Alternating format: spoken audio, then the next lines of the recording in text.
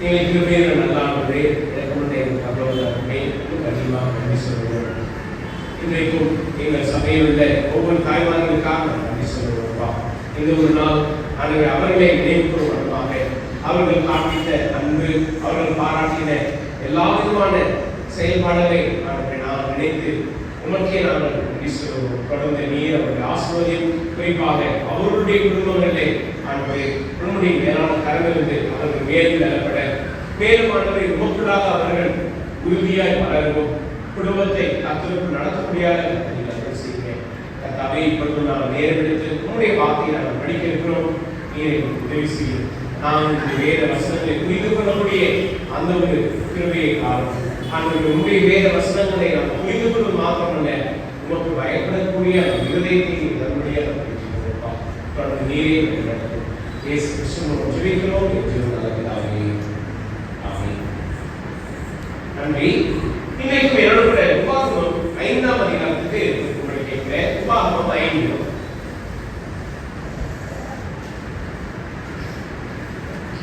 உபாகமம் 5ஆம் அதிகாரம்.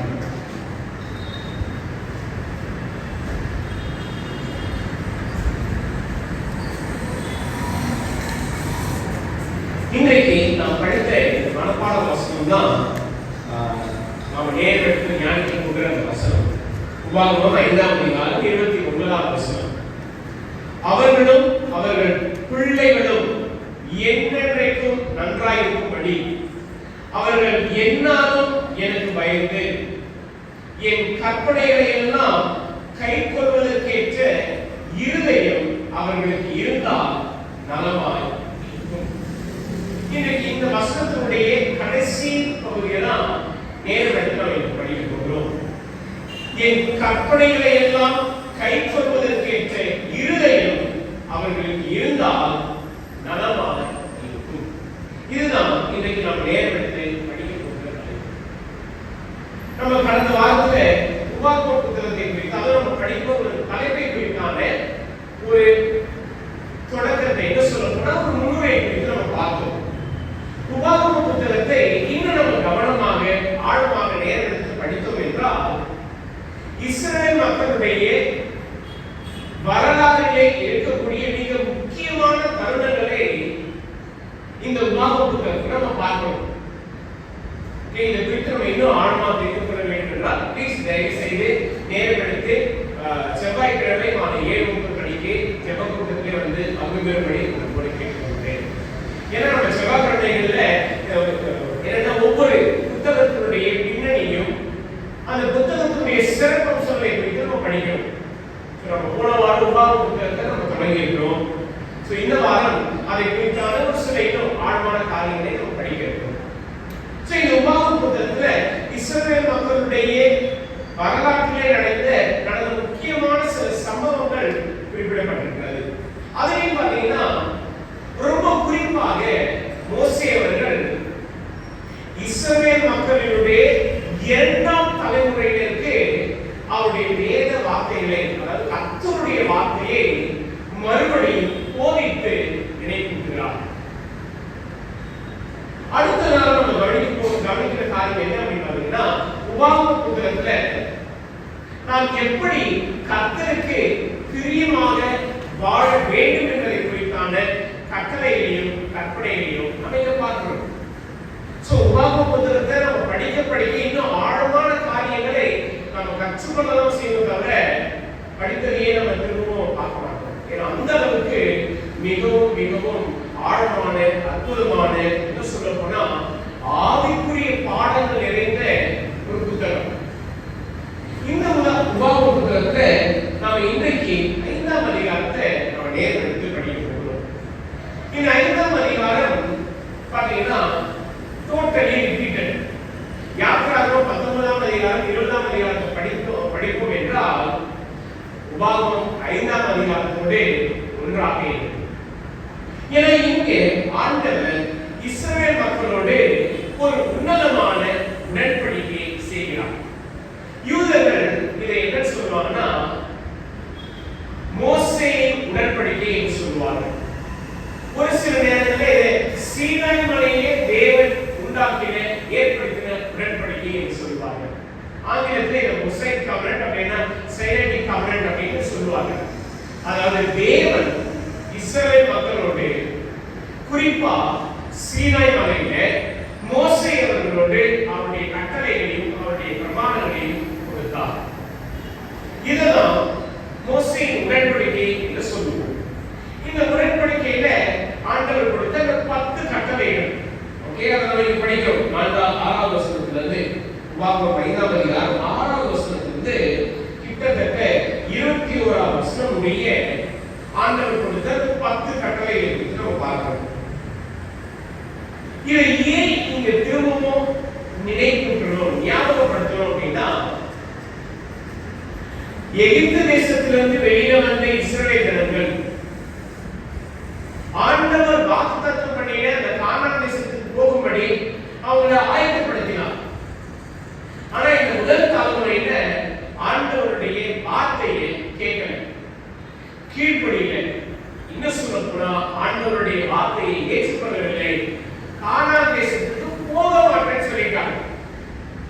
சோ இங்க ஆண்டவர் என்ன சொல்றானா, நீங்க இங்க போக மாட்டேன்னு சொன்னீங்கல்ல, நீங்க கிடையாது, உங்களுடைய பிள்ளைகள், அதாவது அடுத்த தலைமுறையில அந்த கானான் தேசத்தை பிரவேசிப்பாங்க, நீங்களும் இந்த வனாந்திரத்தையே இறங்குவீங்க. சோ இந்த வார்த்தைகள் 2ஆம் தலைமுறையினருக்கு மோசே அவர்கள் மறுபடியும் தேவனுடைய கட்டளைகளை ஞாபகப்படுத்துகிறார். அதை எப்படி ஞாபகப்படுத்துகிறார் பாருங்க. முதல் வசனத்தை நம்ம பார்க்கிறோம். உபாகமம் 5ஆம் அதிகாரம் முதல் வசனம். மோசே இஸ்ரவேலர் எல்லாரையும் அழைப்பித்து அவர்களை நோக்கி, இஸ்ரவேலரே, நான் இன்று உங்கள் காதுகள் கேட்க சொல்லும் கட்டளைகளையும் நியாயங்களையும் கேளுங்கள். நீங்கள் அவைகளின்படியே செய்யும்படிக்கு அவைகளை கற்று கைக்கொள்ள கடவீர்கள். இங்கே மோசே அவர்கள் சொல்லும்போதே முதலாவது ஒரு காரியம், நீங்க முதல்ல கற்றுக்கொண்டு கைக்கொள்ளுங்கள். சரி, இன்னைக்கு நம்ம கற்றுக்கொள்ளாமலே கைக்கொள்ளணும்னு நினைப்போம். ஆனால் இப்போ நம்ம பார்த்தீங்கன்னா, இப்போ விடுமுறை நாட்கள்ல பிள்ளைகளுக்கு வந்து என்ன பண்றாங்கன்னா எல்லா விதமான ஆக்டிவிட்டிஸ் செய்யறாங்க. அதுலேயே குறிப்பா இந்த ஸ்விம்மிங் அப்படின்றது இப்போ குறிப்பா நம்மளுடைய சென்னை பட்டணத்துல ரொம்ப பிரத்யேகமா அதிகமா இருக்கு. எல்லாரும் அவருடைய பிள்ளைகளை வந்து ஸ்விம்மிங் கிளாஸ் போறாங்க. ஏன்னா பிள்ளைகளுக்கு ஓகே நீச்சல் அடிக்க தெரியணும், நீச்சல் கத்துக்கணும். சரி, நீச்சல் அடிக்க கத்துக்கணும் அப்படின்னா கண்டிப்பா என்ன பண்ணணும், போய் கற்றுக்கொள்ளணும். எப்படி 2 கைகளையும் சுற்றணும், கால்களை அடிக்கணும், அதே சமயத்துல தண்ணியுடைய அளவை பார்த்து எப்படி வந்து நீந்தணும், எல்லாத்தையும் கற்றுக்கொள்ளணும். கற்றுக்கொள்ளாம அப்படியே நம்ம போய் நீச்சல் அடிக்க முடியுமா? வாய்ப்பே இல்லை. சொல்லுவாங்க, குழந்தையா இருக்கும் போது குழந்தைய வந்து என்ன பண்ணுவாங்க, கிராமத்துல கிணத்துல போட்டுருவாங்க. அதுக்கு தெரியாத குழந்தைய என்ன பண்ணிடும், கையை காலையும் அடிச்சு கத்துக்கும். சரி, குழந்தைகள் பருவம் என்று சொல்லும் பொழுது குழந்தைகள், அதாவது என்ன சொல்ல போனா 1 வயது 2 வயதிலேயே அவருடைய கைகளையும் கால்களையும் நல்லா அசைக்கக்கூடிய அந்த ஒரு திறனை பெற்றவர். அதனால தண்ணீரை போட்டோம்னா ஆட்டோமேட்டிக்கா அவங்க என்ன பண்ணுவாங்கன்னா கை கால்லாம் இருக்கணும். ஆனா கொஞ்சம் வளர்ந்த பிற்பாடு அதையே செய்வாங்கன்னா கிடையாது. ஆனா கற்றுக்கொண்டு செயல்படும் பொழுது அதனுடைய திறமை பல மடங்கு பெரிதாக இருக்கும். இங்கே மோசே அவர்கள் கர்த்தருடைய கட்டளைகளை சொல்லும்போது முதலாவது அதை கற்றுக்கொண்டு கைக்கொள்ளுகிறவர்களாக இருங்கள் என்று சொல்கிறார். அடுத்த வாசிக்கிறாங்க இங்கே 3ஆவது வசனம் 2:3. நம்முடைய தேவனாகிய கர்த்தர் ஓரேபிலே நம்மோடு உடன்படிக்கை பண்ணினார். அந்த உடன்படிக்கை கர்த்தர் நம்முடைய பிதாக்களுடன் பண்ணாமல் இந்நாளில் இங்கே உயிரோடு இருக்கிற நம்ம எல்லோரோடும் பண்ணினார். இங்கே அந்த டிஸ்டிங்ஷன் நம்ம பார்க்கணும். ஓகே, இங்கே பிதாக்களோடு பண்ணாமல், அதாவது முதல் தலைமுறையோடு இல்ல, 2ஆம் தலைமுறையில இந்த ஒரு உன்னதமான வார்த்தையை பெற்றுக்கொள்கிறார்கள். அப்புறம் என்ன நடந்தது? 4வது வசனம். கர்த்தர் மலையிலே அக்கினியின் நடுவிலிருந்து முகமுகமாய் உங்களோடு பேசினார். கர்த்தருடைய வார்த்தையை உங்களுக்கு அறிவிக்கும்படி அக்காலத்திலே நான் கர்த்தருக்கும் உங்களுக்கும் நடுவாக நின்றேன். இங்கே ஒரு அற்புதமான ஒரு அனுபவம். ஆண்டவர் தம்முடைய ஜனமாகிய இஸ்ரவேலோடு முகமுகமாய் நேரடியாக பேசினார். அவருடைய வார்த்தையை கொடுத்தார். எந்த ஒரு அனுபவம் இன்றைக்கு நமக்கு கிடையாது. ஆனா அந்த சூழ்நிலையில ஆண்டவர் இஸ்ரவேல் மக்களோடு முகமுகமாக நேரடியாக பேசினார். இந்த இஸ்ரவேல் ஜனங்களும் ஆண்டவருடைய சத்தத்தை கேட்டார்கள். ஆண்டவருடைய வார்த்தைக்கு இவங்க தங்களுடைய காதுகளை சாய்த்தார்கள். அப்படிப்பட்ட ஒரு பெரிய ஒரு ஆசீர்வாதத்தை இந்த இஸ்ரவேல் ஜனங்கள் பெற்றிருந்தார்கள். அதிலே குறிப்பா மோசே அவர்கள் ஆண்டவருக்கும் ஜனங்களுக்கும் நடுவாக இருந்து ஆண்டவருடைய வார்த்தைகளை அதே போல ஆண்டவருடைய கற்பனைகளையும் அவர் போதித்தார். சோ இங்க நம்ம பார்க்கிறோம், இந்த இஸ்ரவேல் ஜனங்கள் நேரடியாக என்ன சொல்லணும்னா மிகுந்த பலத்த சத்தத்தோடு கர்த்தருடைய வார்த்தையை கேட்டார்கள். இந்த வார்த்தைகளை கேட்டவுடனே, இந்த சத்தத்தை கேட்டவுடனே இஸ்ரவேல் மக்களுடைய தன்மை என்னவாக இருக்கு?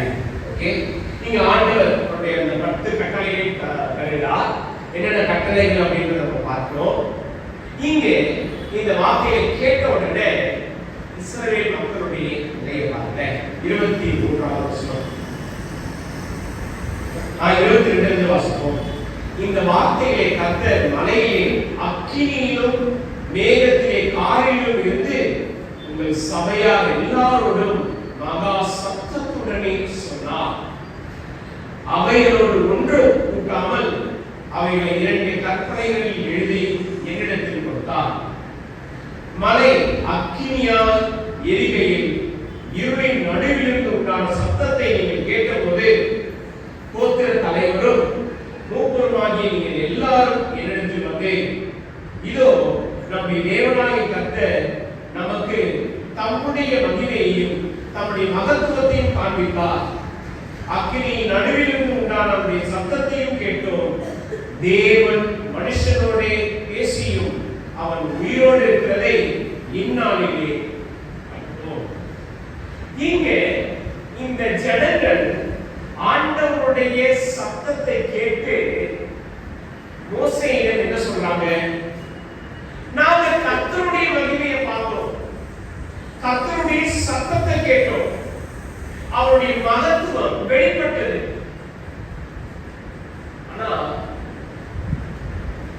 மனிதர்களாகி நாங்க தேவன் பேசுறத கேட்டு உயிரோடு இருக்கிறது சாத்தியமா?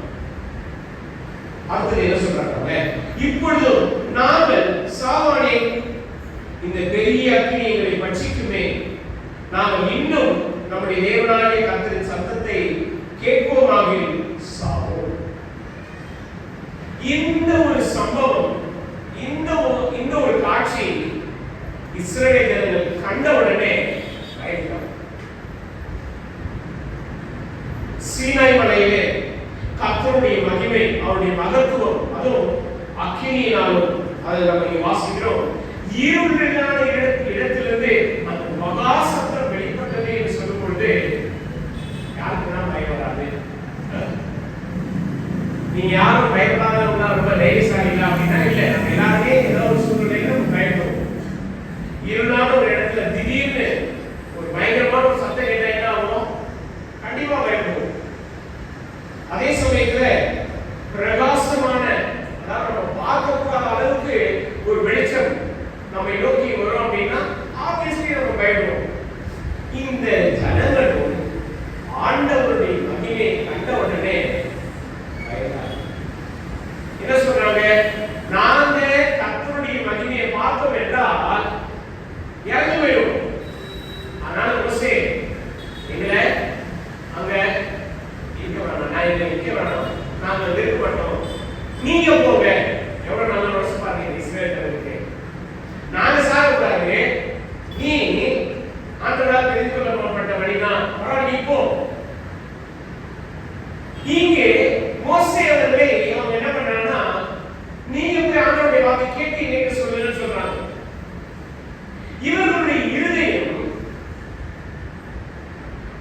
கர்த்தருடைய மகிமையை கண்ட உடனே மிகுந்த பயத்தில் என்னாச்சுன்னா அவர்கள் ஓடி போனாங்க. இந்த பயம் நிரந்தரமான ஒரு பயம் அப்படின்னு பாத்தீங்கன்னா இல்ல, அந்த சூழ்நிலையில அந்த வேலையில ஏற்பட்ட ஒரு பயம், அவ்வளவுதான். அந்த நிமிஷத்துல ஒரு பயனாங்க அவர்கள் வாசிக்கிறார்ல.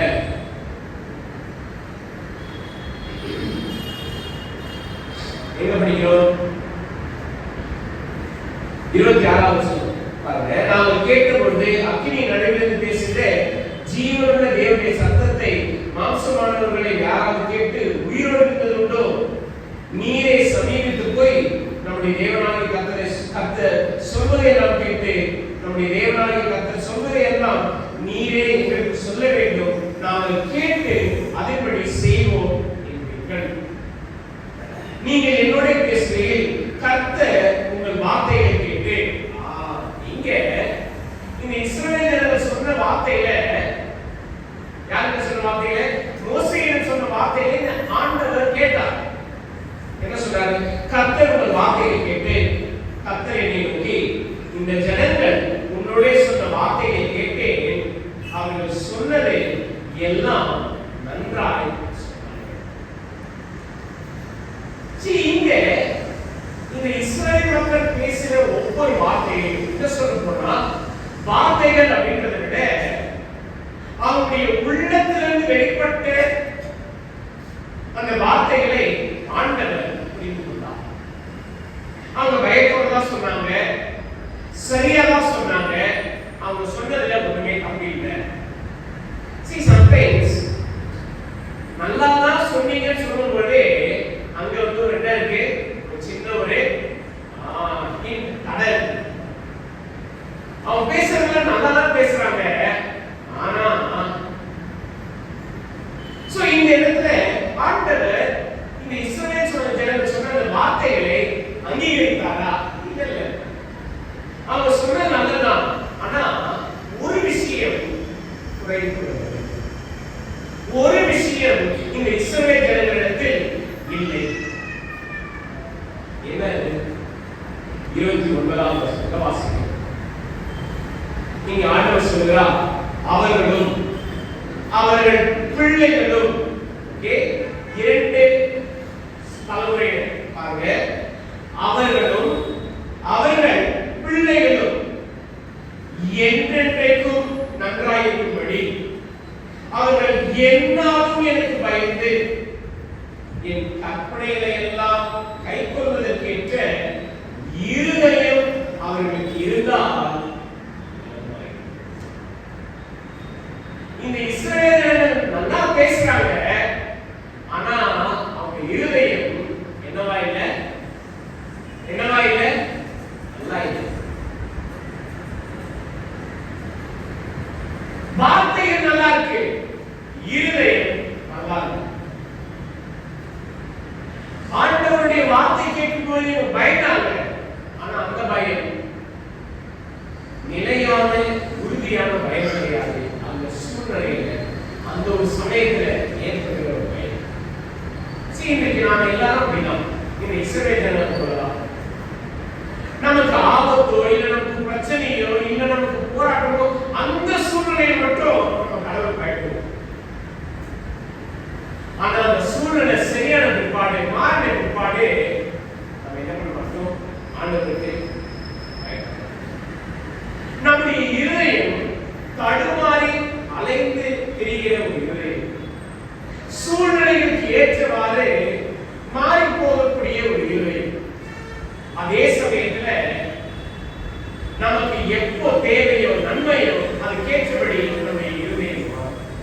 நேற்றைய தினத்துல ஆண்கள் குழுவையில நான் சின்ன ஒரு உதாரணத்தை நான் சொன்னேன். இப்போ பாத்தீங்கன்னா இந்த யூடியூப்லாம் ரீல்ஸ் எல்லாம் அதிகமா வருது. ஒரு சகோதரன் ரொம்ப நாள் பிரயாசப்பட்டு பாடுபட்டு பணத்தை சேர்த்து வச்சு ஒரு வண்டி வாங்கணும். அவருடைய வாழ்க்கையில அதான் முதல் வண்டி. வண்டி வாங்கின உடனே என்ன பண்றது? நம்ம பண்ற எல்லாரும் என்ன, புது வண்டி வாங்கணுமோ இல்ல நம்ம புது பொருள் வாங்கணும், உடனே போட்டோ ஸ்டேட்டஸ் அப்படின்ட்டு போன் எடுத்து செல்ஃபி பிடிச்சி ஓகே ஸ்டேட்டஸ் போடுறோம்.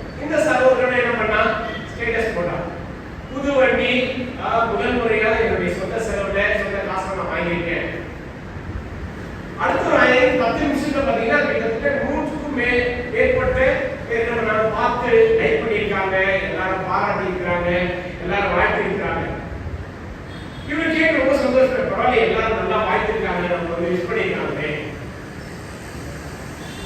அன்றைக்கு மாலையில் பார்த்தீங்கன்னா அவனுக்கு கை காலம் பயங்கர வலி, தலைவலி, முடியல, என்னடா இதுக்கு மாதிரியா இருக்கு அப்படின்ட்டு அவன் சரி ஓகே நம்ம ரொம்ப வெளியே வேலை செய்ய கலைப்பா இருக்கணும் தூங்கலாம் அப்படின்னு பார்த்தா ராத்திரியெல்லாம் பயங்கர தூரம். அடுத்த நாள் காலையில ஓகே ஹாஸ்பிட்டல் போறான், போயிட்டு இன்ஜெக்ஷன் போடுறான், மருந்து வாங்கிக்கிறான், சாப்பிட்றான், ஜுரம் போல. அடுத்த நாள் 3-4 நாட்களா ஃபுல்லா ஜுரம் இருக்கு, என்னன்னே தெரியல. டாக்டர் சொன்னாங்க ஓகே பிளட் டெஸ்ட் பண்ணுவோம்பா, 3 நாள் 4 நாள் ஃபீவர் குறையில வெளியே ஒரு ஏதாவது ப்ராப்ளம் இருக்கும் அப்படின்னு பிளட் டெஸ்ட் எடுத்து பார்த்தா பிளட் டெஸ்ட் ஒண்ணுமே இல்லை, நீ நல்லா தான் இருக்கிற, உங்களுக்கு டைஃபாய்டோ மலேரியாவோ இல்ல வைரஸ் எதுவுமே இல்லை அப்படின்னு சொல்லிட்டாங்க. இவனுக்கு சுத்தமா புரியவே, என்னடா இது 4 நாள் நமக்கு ஜுரம் குறையல, பிளட் டெஸ்டும் 4 நாள் சொல்லுது என்ன அப்படின்ட்டு ரொம்ப சோர்வோடு தலைவிடத்தோடு அவன் வீட்டுக்கு போறான். அப்போ அவன் வீட்டுக்கு வரும்பொழுது ஒரு வயதான மனிதனை பார்த்து, தம்பி என்னாச்சு, ஒரு 4 நாளா பார்க்குறேன், நீ வந்து ரொம்ப உடம்பு முடியாம பங்காய்க்கு போயிட்டு வர, என்னாச்சுப்பா? அப்ப அந்த சகோதரன், ஐயா நான் வந்து 4 நாளா எனக்கு உடம்பு முடியல, நானே போய் பிளட் டெஸ்ட் எடுத்து பண்ணி பிளட் டெஸ்ட் எடுத்து பார்த்தேன், ஒண்ணுமே இல்லைன்னு சொல்லிட்டாங்க. ஆனாலும் எனக்கு ஜுரம் குறைய மாட்டேங்குது, கைப்பா உடம்புல பயங்கரமா வலிக்குது, என்னால முடியவே இல்லை. உடனே வயதான ஒரு மனிதன் கேட்டான், சரி என்ன பண்ண, எங்கேயாவது வெளியில சாப்பிட்டியா இல்ல மாத்தி தண்ணி குடிச்சியா, உனக்கு ஏதாவது பிரச்சனையா அப்படின்னு? ஒண்ணுமே இல்லை. சரி இந்த கடந்த நாட்கள்ல என்ன பண்ண? ஐயா 5 நாளைக்கு முன்னாடி தான் நான் புது வண்டி வாங்கினேன், இன்னும் அது ஓட்டவே இல்லை. சந்தோஷத்துல நான் என்ன பண்ணேன், எடுத்து ஸ்டேட்டஸ் போட்டேன், எல்லாரும் என்ன வாழ்த்தினாங்க. அன்னைக்கு சாயந்தரம் பார்த்தீங்கன்னா எனக்கு வந்து இது மாதிரி ஜுரம், தலைவலி, கை கால் வலிலாம் வந்துச்சு, என்னால சுத்தம் முடியல. உடனே இந்த வயசானவர் அனுபவசாலியில சொல்லிட்டேன், பிரச்சனை என்னன்னு எனக்கு தெரியும்பா, நான் சொல்றது செய்ய. என்னையா நீங்க சொல்றீங்க, என் பிரச்சனை நீங்க தெரிஞ்சுக்கீங்களா? டாக்டர் என்னன்னு தெரியலன்னு சொல்லிட்டாரு, எனக்கே ஒன்றும் புரியல, ஆனா உங்களுக்கு தெரிய சொல்றீங்க, நான் சொல்றது மட்டும் செய். ஓகே, நீ இப்ப இருக்கிற இதே உடையில உன்னுடைய இதே பாவனையில என்ன பண்ணு, கையில ஒரு கட்டு போட்டுக்கணும், தலையில ஒரு கட்டு போட்டுக்கணும், அதே போல ஒரு ஸ்டேட்டஸ் போடு. அந்த சகோதரனுக்கு ஒரு மாறி ஆயிடுச்சு, இந்த வயசானவர்களே சம்பந்தமே இல்லாத விஷயத்த சொல்றாரு, நான் சொல்றது மட்டும் செய். சரி இந்த சகோதரன் என்ன பண்ணா, கையில கட்ட போட்டான், தலையில கட்ட போட்டு அவனுடைய ரொம்ப சோகமான ஒரு முகத்தோட என்ன பண்ண ஸ்டேட்டஸ் எடுத்து போட்டான். என்னன்னா அந்த வேதாளம் சொன்னாரு, வண்டி வாங்கின 5 நாட்கள்ல சின்ன ஒரு காயம், சின்ன ஒரு விபத்து அப்படின்னு போட்டு ஸ்டேட்டஸ் போட்டான். அதுக்கும் 10 நிமிஷம் வரைக்கும் 100க்கு மேற்பட்டவங்க என்ன பண்ணாங்கன்னா எல்லாரும் அக்கறையோட விசாரிச்சு பார்த்துக்கோ, ஜாகிரதையா எல்லாம் சொல்லுனாங்க. அப்போ அவனுக்கு ரொம்ப ஒரு மாதிரி முக்கியமா இது வண்டி வாங்கணும் எல்லாம் பாராட்டினாங்க, இப்போ இது மாதிரி சொல்லி அக்கறையோடு இருக்கிறாங்க சொன்னாங்க. ஆனா அவனுக்கு ஒரு சந்தேகம் மட்டும் அவனுக்கு புரியல. வயதானவன் இப்போ சொன்னாரு, இது போல நம்ம செஞ்சோங்க, இதுக்கும் என்ன சம்பந்தம்? அவன் ஸ்டேட்டஸ் போட்ட பிற்பாடு அன்னைக்கு சாயந்தரம் பார்த்தீங்கன்னா தலைவலி போச்சான், கை கால் வலி போச்சான். அப்புறம் அடுத்த நாள் காலையில ஜுரமே அவனுக்கு போயிடுச்சான், மறுபடியும் புத்துணர்ச்சியா ஆயிட்டான். நேரா வயதானவர்கிட்ட போனா, ஐயா நீங்க சொன்னபடியே நான் செஞ்சேன், இப்ப நல்லா இருக்கேன், ஐயா எப்படியா நடந்தது சொல்லுங்க, நீங்க என்ன மந்திரம் பண்ணீங்களா? அதெல்லாம் ஒண்ணும் இல்லை, ரொம்ப சிம்பிளா.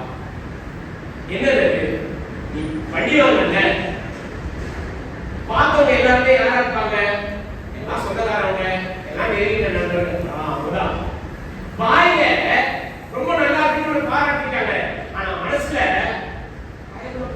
வண்டி வாங்கிக்கலாம் அவங்க பேர் வாங்கிக்கலாம்னா அதுக்குள்ளே இவங்க வந்து இந்த ஒரு நிலை பண்ணிட்டாங்கன்னா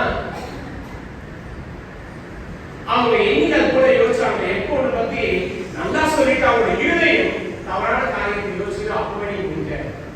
சரி இப்போ வந்து அவங்களுடைய ஆசை என்னாச்சு?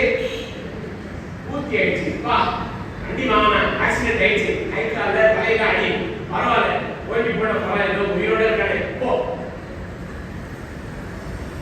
இன்றைக்கு மனிதர்களாகிய நம்முடைய எண்ணங்களும் யோசனைகளும் இருக்கு. என்ன, நாம வெளியில நல்லா சொல்லிடுவோம், நல்லா இருக்கு. இருதயம் இந்த இஸ்ரவேலர்கள் வெளிப்படையாக நல்லா சொல்றாங்க. மோசே என்ன சொல்றாங்க? மோசே அவர்களே சொல்லுங்க, ஆண்டவர் என்ன சொல்றாரு நாங்க அதை கேட்கிறோம், அதுபடி நாம நடக்கிறோம். ஆனா ஆண்டவர் சொல்றார், அவங்க நல்லா சொல்றாங்க, ஆனா அவங்க கிட்ட என்ன இல்லை? எனக்கு பயப்படக்கூடிய அந்த இருதயம். தயவுசெய்து ப்ளீஸ் நீங்க புது வண்டி வாங்கிட்டு யாராவது கன்வென்ஸ்க்காக இது பண்ணிட்டான்னு சொல்லிட்டு கையில கட்டிட்டு போடுறாங்க. ஓகே, இது வந்து ஒரு உதாரணத்துக்காக சொன்னது. மாசம் சொன்ன செய்வோம், அதே இதெல்லாம் ஜோர இதெல்லாம் போயிட்டு நீங்க ஒரு புதுசா கதை உருவாக்காதீங்க. சரி, இந்த ஒரு கருத்தை புரிந்து கொள்வதற்காக நான் சொல்லுவேன். ஏன்னா இன்னைக்கு நம்ம எல்லோரும் வாயில சொல்றோம், இது நாம கிடையாது. இஸ்ரவேல் ஜனங்களும் அப்படிதான் இருந்தாங்க. இன்னைக்கு நாம கொஞ்சம் அப்டேட்டட் வெர்ஷன்ல இருக்கிறோம், அவ்வளவுதான். நாம பேசுறதுலாம் ரொம்ப சரியா பேசுவோம். எப்படி? ஆண்டவரை நான் நம்புறேன், ஆண்டவரை விசுவாசிக்கிறேன், ஆண்டவர் தான் எனக்கு ஆண்டவர் சொல்ல நீ பேசுறது ரொம்ப நல்லா இருக்கு. ஆனா ஒரு இருதயம் எனக்கு பயந்து என் கற்பனையில கை கொள்ளுகிறா, அது அப்படிப்பட்ட ஒரு இருதயம் தான் ஆண்டவர். இங்கே இஸ்ரவேல் மக்கள் கர்த்தருடைய கற்பனைகளே, கர்த்தருடைய வார்த்தைகள் அவர்களுக்கு கொடுக்கப்படுகிறது என்றால் ஏன் கொடுக்கப்படணும்? அவர்கள் இந்த கற்பனைகளை, கட்டளைகளை கை கொள்ளும்படி, கர்த்தருக்கு பயந்திருக்கும்படி, அவருக்கு உண்மையாக வாழும்படி ஆண்டவர் கொடுக்கிறார். அதிலே நம்ம இங்கே வாசிக்கிறோம் 29வது வசனத்துல, என்றென்றைக்கும் நன்றாயிருக்கும்படி. இன்னைக்கு நம்ம நல்லா இருக்கணும் அப்படின்றதுக்காகவே நம்ம பலவிதமான இதெல்லாம் நம்ம சாப்பிடுவோம். ஓகே, புரோட்டீன் சாப்பிடணும், அதுக்கப்புறம் கால்சியம் சாப்பிடணும், அதுக்கப்புறம் இந்த உணவு சாப்பிடணும், இந்த உணவு சாப்பிடணும், அதுக்கப்புறம் இந்த கஷாயம் குடிக்கணும், இந்த பொடி சாப்பிடணும். ஏன்னா நம்ம ஆரோக்கியமா இருக்கிறதுக்காக. சரி, நம்ம உடல் ரீதியான ஆரோக்கியத்தை பார்க்கணும், ஆனா ஆத்ம ரீதியான ஒரு ஆரோக்கியமும் நலத்தையும் நம்ம கவனிக்க முடியும். ஆண்டவருடைய வார்த்தைக்கு அவருக்கு பயப்படுகிற பயத்தை நாம் நம்முடைய வாழ்க்கையில நீங்க ஆண்டவர் மோசே அவர்களுக்கு சொல்லும் பொழுது எனக்கு பயப்படும்படியான பயம், என்னுடைய கற்பனைகளை கைக்கொள்ளக்கூடிய அந்த இருதயம் அவங்களுக்கு இருந்தால். ஏன் இதை சொல்றாங்கன்னா, இஸ்ரவேல் ஜனங்களிடத்தில் கர்த்தரை பற்றிய பயம், கர்த்தருக்கு பயப்படுகிற அந்த பயம், கர்த்தருடைய வார்த்தையை கைக்கொள்ளக்கூடிய அந்த ஒரு இருதயம் இன்றைக்கு நமக்கும் கூட கர்த்தருக்கு பயப்படக்கூடிய அந்த ஒரு இருதயம். நம்முடைய இருதயம் கர்த்தரை குறித்து நன்றாக சொல்லும், நன்றாக பேசும். ஆனா அவருக்கு பயப்படுகிற பயம் இருக்குமா என்றால், எனக்கு கம்மியானவர்களே, நாம் ஒவ்வொருத்தரும் இதுல கர்த்தருக்கு பயப்படுகிற பயம் நம்மிடத்தில் இருக்கும் என்றால், இல்ல கர்த்தருக்கு பயப்படுகிற இருதயம் நம்மிடத்தில் இருக்கும் என்றால், நாம் எல்லா நாளும் கர்த்தருக்கு பிரியமுள்ளவர்களாக. பிரச்சனை என்னன்னா, உங்களுக்கும் எனக்கும் கர்த்தருக்கு பயப்படுகிற அந்த நிலையான இருதயம். நாம எல்லோருமே இதுல பின்தங்கிதான் இருக்கோம், நாம எல்லோருமே இந்த பலவீனமாக தான் இருக்கோம். நாம் கர்த்தருக்கு பயப்படுகிற அந்த பயத்தை பெற்றிருக்கிற இருதயத்தை இதுல சங்கீதக்காரனான தாவீது ஒரு அற்புதமான ஒரு ஜெபத்தை எழுதினார். இன்னைக்கு நம்ம என்ன நினைப்போம்? கர்த்தருக்கு பயப்படுகிற அந்த பயம் என்கிட்ட இருக்கு, என்னுடைய இருதயம் கர்த்தருக்கு பிரியமா இருக்கு, கர்த்தருக்கு பயப்படுகிற பயத்தோடு இருக்கிறது அப்படின்னு நம்ம நினைப்போம். ஏன் அப்படின்னா இஸ்ரவேல் ஜனங்கள் இப்ப மட்டும் இல்லை, மோசே இறந்த பிற்பாடு, யோசுவாவோட தலைமைத்துவத்துக்கு பிற்பாடு, ஈவன் ராஜாக்களுக்கு பிற்பாடு, தீர்க்கதரிசிகளுக்கு பிற்பாடு, ஆண்டவராகிய இயேசுவானவர் இந்த பூமியிலே இருந்த போதும் அவர்களுக்கு கர்த்தருக்கு பயப்படுகிற அந்த பயம் இல்லாமல், கர்த்தருக்கு பயப்படுகிற அந்த இருதயம் இல்லாமல் இருந்தார். நம்ம மல்கியா 1 ஆண்டவர் இங்கே இஸ்ரவேல் மக்களிடத்தில் ஒரு கேள்வி எழுப்பினார். மல்கியா 1.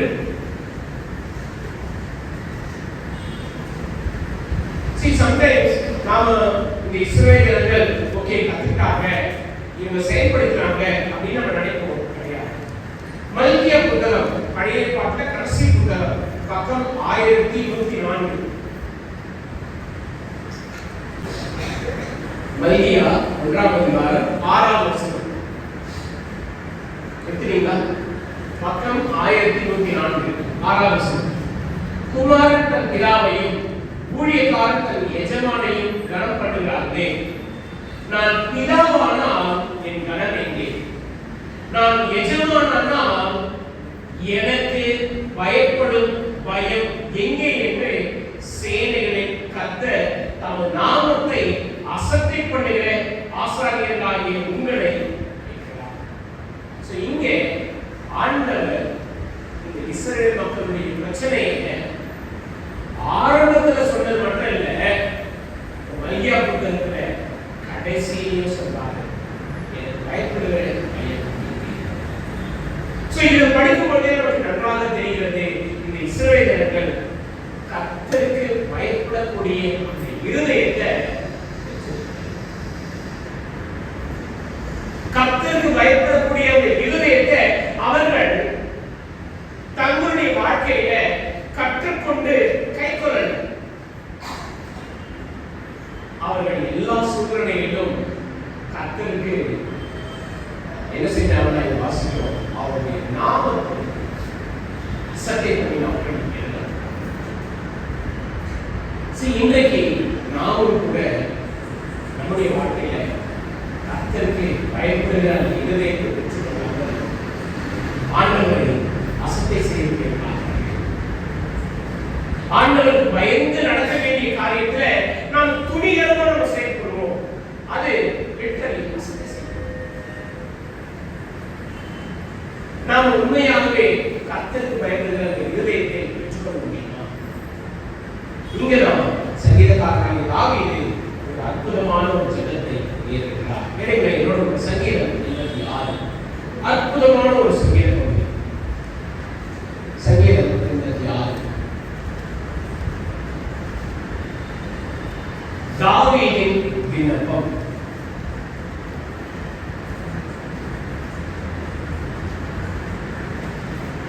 சங்கீதம் 86 11ஆம் வசனம். நம்ம எல்லோருமே சேர்ந்து வாசிப்போம். சங்கீதம் 86 11ஆம் வசனம். எடுத்தீங்களா? பக்கம் 724. கேஸ் வாசிப்போம். கர்த்தாவே, உமது வழியை எனக்கு போதியும், நான் உமது சத்தியத்திலே நடப்பேன். நான் உமது நாமத்திற்கு பயந்திருக்கும்படி என் இருதயத்தை ஒருமுகப்படுத்தும். இங்கே சங்கீதக்காரனாகிய தாவீது கர்த்தரிடத்தில் ஏறெடுத்த விண்ணப்பம். ஆண்டவரே, உங்களுடைய நாமத்துக்கு பயந்திருக்கும்படி என் இருதயத்தை ஒருமுகப்படுத்தும் என்றாலே என்னுடைய இருதயம் ஒரே காரியத்தை தான் சிந்திக்கிறோம். என்னன்னா, என் இருதயம் ஒரே ஒரு காரியத்தை தான் தீர்மானிக்கும். என்ன அப்படின்னா, உங்களுடைய நாமத்துக்கு இதெல்லாம் ஆண்டவர் என்ன சொன்னாரு? உபாகமம் 5ஆம் அதிகாரம் 29ஆம் வசனம் சொன்னார். எனக்கு பயந்து என் கற்பனைகளை கைக்கொள்வதற்கேற்ற இருதயம் அவர்களுக்கு இருந்தால் இதை சங்கீதக்காரனாகிய தாவீது அறிந்து உணர்ந்து கர்த்தரிடத்தில் விண்ணப்பமாக ஆண்டவரே, உம்முடைய நாமத்துக்கு பயப்படக்கூடிய இருதயத்தை எனக்கு கொடுங்க. என்னுடைய இருதயம் அதை நோக்கி இருக்கணும், அதை கவனிக்கணும், அதை சார்ந்து இருக்கணும். எனக்கு அருமையானவர்களே, நாம கர்த்தருக்கு பயப்படுகிற அந்த பயத்தை படிக்கிறோம் என்றால் நம்முடைய இருதயம் இந்த நோக்கத்தோடு இந்த வசனத்தின் அடிப்படையில் கர்த்தருக்கு பயப்படுகிற அந்த இருதயத்தை பெற்றுக்கொள்ளும்படி நாம் விண்ணப்பம் செய்யணும். நம்முடைய நோக்கம், நம்முடைய குறிக்கோள், என்னுடைய இருதயம் கர்த்தருக்கு பயப்படுகிற பயத்தில் நிலைத்திருக்கணும், அறிந்திருக்கணும், அதை செயல்படுத்தணுன்ற அந்த நிச்சயத்தோடு நாம் விண்ணப்பம் செய்ய வேண்டும். இன்றைக்கும் நாம இந்த ஒரு காரியத்தை கர்த்தரிடத்தில்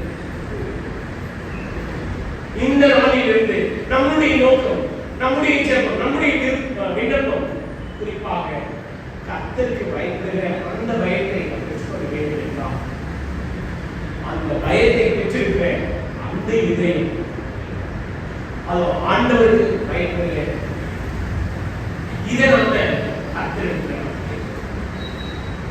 இன்றைக்கும் இந்த வசனத்தை நாம இன்றையிலிருந்து அடுத்த வாரம் வரைக்கும் பயிற்சி செய்கிறோம். ஒவ்வொரு நாளும் நம்முடைய விண்ணப்பம் சங்கீதக்காரனாகிய தாவீது சொன்ன இந்த வார்த்தைகளை நம்முடைய உள்ளத்துல நாம நிதானித்து பார்க்கணும். நல்ல ஒரு ஜெபம். கர்த்தாவே, உமது வழியை எனக்கு போதி, நான் உமது சத்தியத்திலே நடப்பேன், நான் உமது நாமத்துக்கு பயந்திருக்கும்படி என் இருதயத்தை. நமக்கு கர்த்தருக்கு பயப்படுகிற அந்த இருதயம் இல்லை அப்படின்னா ஆண்டவருக்கு நம்ம விண்ணப்பம் செய்யணும். ஆண்டவரே, உம்முடைய நாமத்துக்கு பயப்படக்கூடிய அந்த இருதயத்தை நாம் நோக்கத்தோட இதே சிந்தையோட ஆண்டவரே உங்களை சாப்பிடுவோம். அப்படிப்பட்ட இருதயத்தை தாங்க ஆண்டவர் நிச்சயமாக நமக்கு அப்படிப்பட்ட இருதயத்தை தருவார். இங்கே தாவீது சொல்றார், அப்படி என்றால் என் தேவனாகிய ஆண்டவரே, உம்மை என் முழு இதயத்தோடு துதித்து உமது நாமத்தை என்றென்றைக்கும் மகிமைப்படுத்துவேன். ஏன் சொல்றாரு? இங்கே வாசிக்கிறோம் 12வது வசனத்துல, என் முழு இருதயத்தோடும் ஆண்டவர் அவருடைய வாழ்க்கையில தாவீதுக்கு கர்த்தருக்கு பயப்படுகிற இருதயத்தை கொடுத்தார். தாவீதுடைய வாழ்க்கையை சற்று ஆராய்ந்து பாருங்க. தனக்கு விரோதமாக சவுல் எல்லா காரியத்தை செய்திருந்த போதும் சவுலை கொல்லும்படியான அநேக தருணம் தாவீதுக்கு கிடைச்சது. ஆனாலும் ஏன் தாவீதை கொலை செய்ய சவுலை கொலை செய்ய சவுல் மேல தன்னுடைய கையில போடல? ஏன்னா அந்த மனிதன் கர்த்தரால் அபிஷேகம் பண்ணப்பட்டவர். இது தாவீது கர்த்தருக்கு பயந்த மனிதனாக, கர்த்தருக்கு பயப்படுகிற இருதயத்தை பெற்றிருக்கிற ஒரு மனிதனாக தன்னை சாட்சியாக நாம் நம்முடைய இருதயம் கர்த்தருக்கு பயப்படுகிறா என்று ரொம்ப தெளிவாக அறிந்து கொள்ளலாம். எப்படி? நம்முடைய நடக்கை, நம்முடைய குணாதிசயத்தில், நம்முடைய செயல்பாடு. இன்றைக்கும் இந்த ஒரு வசனத்தை, இந்த ஒரு விண்ணப்பத்தை நம்ம கர்த்தருக்கு நாம் ஒவ்வொருத்தரும் கர்த்தருக்கு பயப்படுகிற அந்த இருதயத்தை பெற்றுக்கொள்ளும்படி கேட்போம். மறந்துடாதீங்க, இஸ்ரவேல் ஜனங்கள் நன்றாக சொன்னாங்க, நன்றாய் பேசினாங்க, நன்றாய் வாக்குறுதி கொடுத்தாங்க. ஆனா அவங்க இருதயம் சரி. இன்றைக்கும் கிறிஸ்தவர்களே சொல்கிற நாம நல்லா பேசுவோம், எல்லாருக்கும் முன்னாடி என்ன நல்லா காண்பிப்போம். ஆனா நம்ம இருதயம் ஆண்டவருக்கு பிரியமில்லாத இன்றைக்கும் அதை செய்தி பார்த்து கர்த்தரிடத்துல நம்ம விண்ணப்பம் செய்வோம், கர்த்தரிடத்துல நம்ம ஒப்பு கொடுப்போம். ஆண்டவர் நமக்கு அவருடைய நாமத்துக்கு பயப்படுகிற இருதயத்தை தரும்படி கர்த்தர் உதவி செய்வோம். கர்த்தருடைய எங்கள் கிருபையில் நல்லாருமே எனக்குள்ளே இன்றைக்கு உங்களுடைய வார்த்தை கொண்டு நீ எங்களுக்கு கற்றுக் கொடுத்த உங்களுடைய சத்தியத்துக்காக ஆண்டவரே, இதோ நாங்கள் பேசினது நன்றாக இருக்கலாம், ஆண்டவரே நாங்கள் பழகினது நன்றாக இருக்கலாம், ஆண்டவரே நாங்கள் சம்பாஷித்தது நன்றாக இருக்கலாம். ஆனாலும் எங்களுடைய இருதயம் சரியில்லை, எங்களுடைய இருதயம் உமக்கு பயப்படுகிற அந்த பயம் இல்லாமல் இருக்கின்றால் ஆண்டவரே நாங்கள் உமக்கு எதிரானவர்கள், உண்மை நாங்கள் ஆண்டவரை ஒதுக்கி வைக்கிறவர்களாக இருக்கிறோம், உண்மை ஏற்றுக்கொள்ளாதவர்களாக உமக்கு எதிர்த்து நிற்கக்கூடியவர்களாக இருக்கிறோம். கர்த்தாவே, இதோ எங்களுடைய பாவங்களை எங்களுடைய குற்றத்தை மன்னித்து இன்றைக்கும் நாங்கள் சபையாக உம்மிடத்தில் கேட்கிற கொண்டு வருகிற விண்ணப்பம் ஒன்றே ஒன்று தான், உம்முடைய நாமத்திற்கு பயந்திருக்கக்கூடிய இருதயத்தை கர்த்தாவே நீர் எங்களுக்கு அப்படிப்பட்ட கிருபையை தந்து நாங்கள் உமக்கு விரோதமாய் பாவம் செய்யாதபடி உம்முடைய வார்த்தைகளை கைக்கொள்ளக்கூடிய அப்படிப்பட்ட தாக்கத்தை தூண்டுவதற்காக நீரே எங்கள் வழிநடத்தும் ஆசீர்வதியும். இயேசு கிறிஸ்துவின் ஜெபத்தினாலே